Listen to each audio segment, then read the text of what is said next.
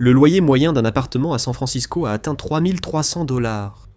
Dans certains quartiers américains, le coût de l'électricité a explosé de 267%. Même la RAM de votre ordinateur portable a triplé grâce à l'IA. Mais comment un programme dans une salle de serveur peut-il influencer le prix de la Terre ? Pour comprendre, il faut regarder le terrain. Pour faire tourner des IA comme ChatGPT ou Claude partout dans le monde, il ne suffit pas d'avoir quelques serveurs dans un sous-sol. Un immense centre de données est nécessaire. Ce ne sont pas des bureaux, mais de vastes installations couvrant des hectares. Il faut que ce soit plat, proche de lignes à haute tension, avec un accès à la fibre optique, ce qui pose problème. C'est exactement le même type de terrain qui était nécessaire pour le logement résidentiel auparavant. Si un promoteur voyait un terrain plat près d'une ville, ce serait un emplacement de choix pour l'immobilier. Il construisait 300 logements pour primo-accédants et devait gérer les commissions de zonage, les districts scolaires et des études de circulation. Aujourd'hui, un promoteur qui fait une offre sur ce terrain n'affronte plus un constructeur local, mais Amazon, Microsoft, Google ou Meta, dont les liquidités dépassent le PIB de petits pays. Pour le propriétaire foncier, il n'a pas le choix, et l'impact sur le marché immobilier local est dévastateur. Un promoteur résidentiel a besoin de financement, il a besoin de permis spécifiques, il pourrait se retirer, alors que le géant de la tech paie comptant, il paie 50 à 70% au-dessus de la valeur du marché. Ils n'ont pas besoin de système scolaire ni d'égout pour 500 familles, ils ont juste besoin du terrain. On le voit dans des lieux comme Loudoun County, Virginie. On l'appelle la Data Center Alley, très appréciée du gouvernement local, qui perçoit près de 900 millions de dollars par an en taxes de ces centres. Mais essayez d'acheter une maison là-bas. Une étude de 2025 de la George Mason University a confirmé que ces pôles font flamber les prix de l'immobilier. C'est un paradoxe. D'habitude, vivre à côté d'une usine bruyante fait baisser la valeur des propriétés. Ici, l'afflux de travailleurs de la tech très bien payés, combiné au peu de terrain restant, provoque une concurrence féroce à New Albany, dans l'Ohio. L'arrivée de Meta et de Google n'a pas seulement apporté des emplois, elle a aussi amené des biens immobiliers à 1 million de dollars qui ont été rapidement achetés, poussant la classe moyenne locale hors de son propre code postal. Le centre de données, tel un trou noir immobilier, occupe l'espace et retire définitivement des terrains du résidentiel. Chaque acre occupé par des serveurs est un acre où une première maison ne sera jamais bâtie. Cette perte de terrain est déjà grave, mais la façon dont l'IA modifie les logements existants pourrait être pire. Les loyers reflétaient autrefois l'offre et la demande. Un gestionnaire immobilier inspectait l'immeuble d'en face, évaluait les appartements inoccupés et fixait un prix.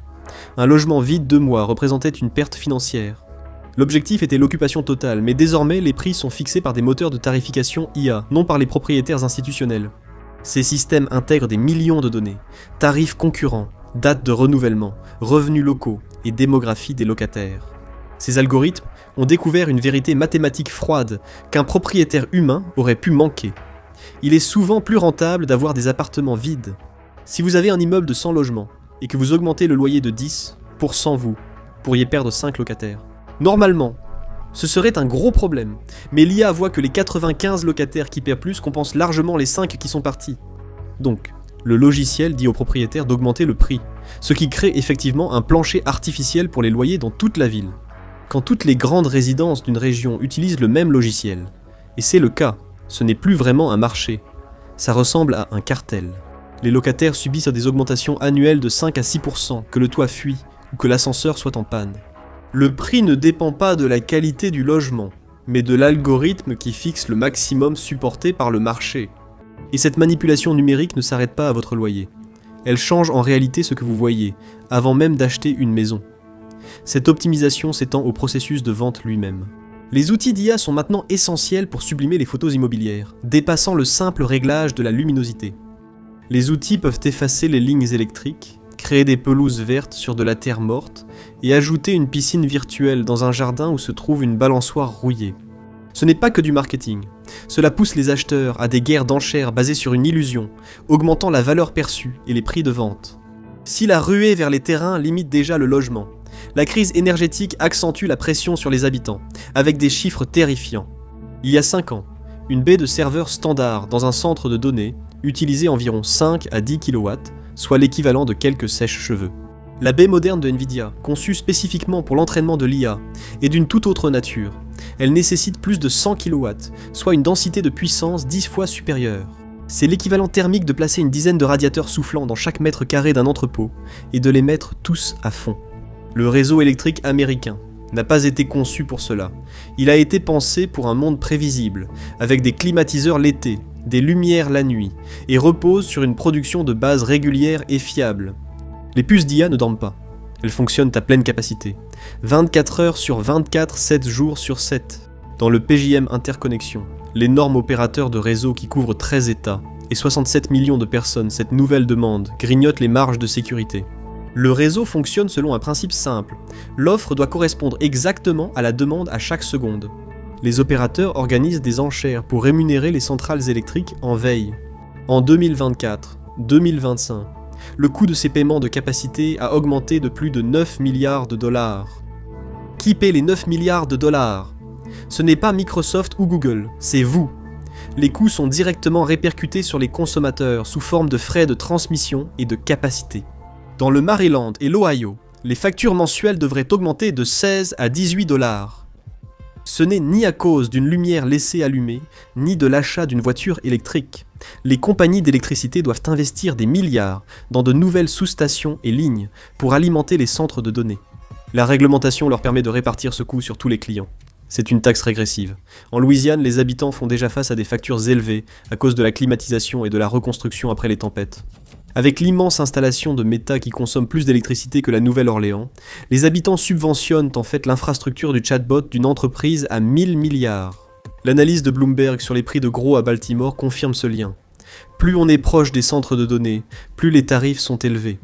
L'Agence internationale de l'énergie avertit que d'ici 2028, les centres de données pourraient consommer entre 6 et 12% de l'électricité totale des États-Unis.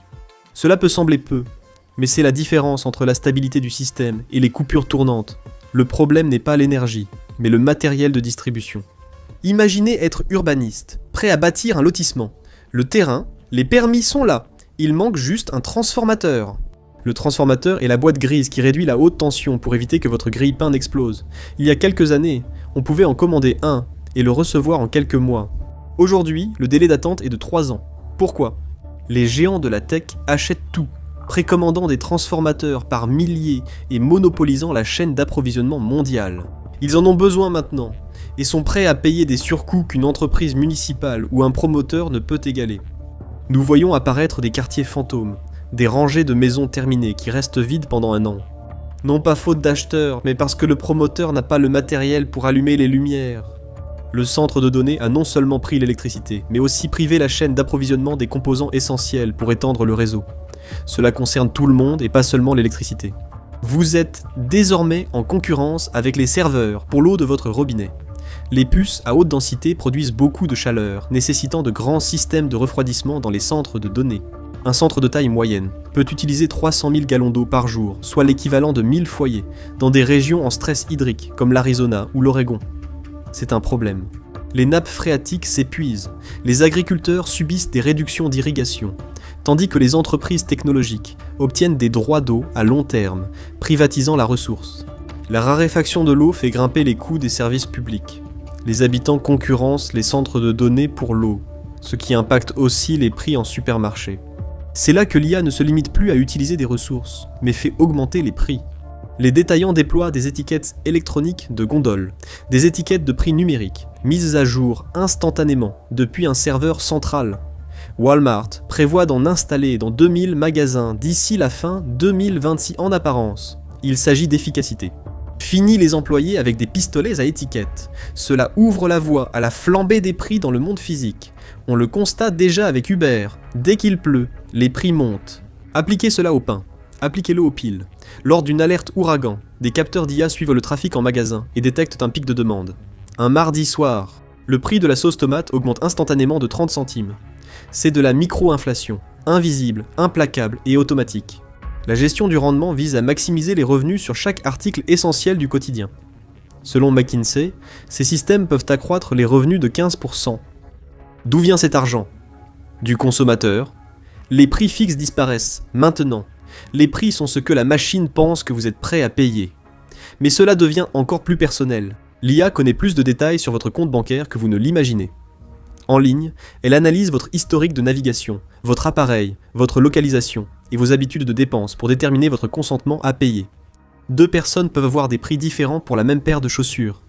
Si l'IA détecte que vous êtes un acheteur dépensier sur un nouvel appareil qui hésite rarement, elle vous affichera un prix plus élevé. Si elle voit un utilisateur attentif aux bonnes affaires sur un ancien appareil, une réduction est possible. Ce système érode la confiance dans le marché.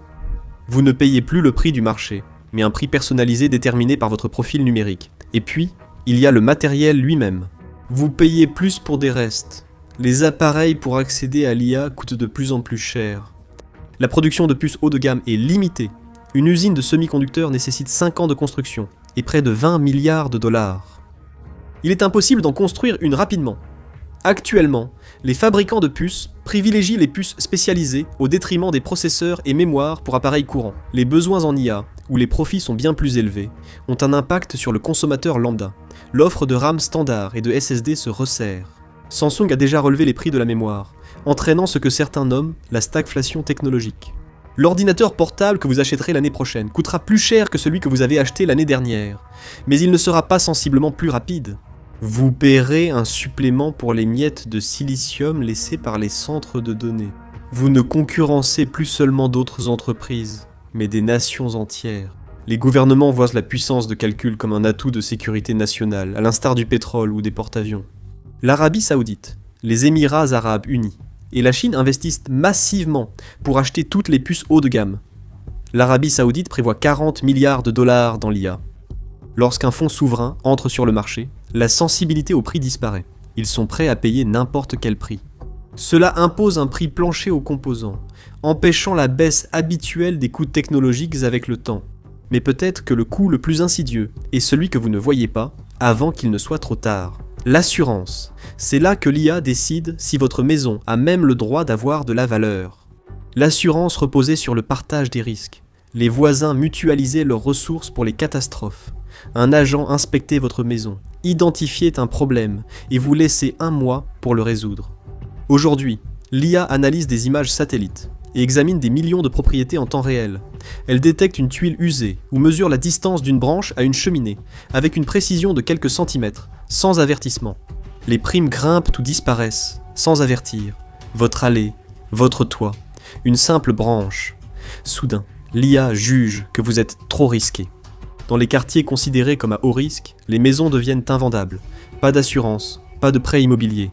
Sans prêt immobilier, la maison perd toute sa valeur. L'IA ne voit pas les familles ou les communautés, elle ne voit que des chiffres et des probabilités, et elle prive la classe moyenne de son principal actif, avec une précision implacable. Votre loyer sera fixé au maximum de ce que l'algorithme estime que vous paierez. Votre facture d'électricité alimente une ferme de serveurs, et votre assurance peut être résiliée via un scan satellite. Les systèmes du futur sont déjà là, mais pour l'instant, c'est vous qui en payez le prix. Alors la question est, combien de temps le marché pourra-t-il encore supporter cela avant de s'effondrer complètement ? Découvrez la vraie raison pour laquelle l'humanité n'est pas prête pour la superintelligence artificielle, ou cliquez sur cette vidéo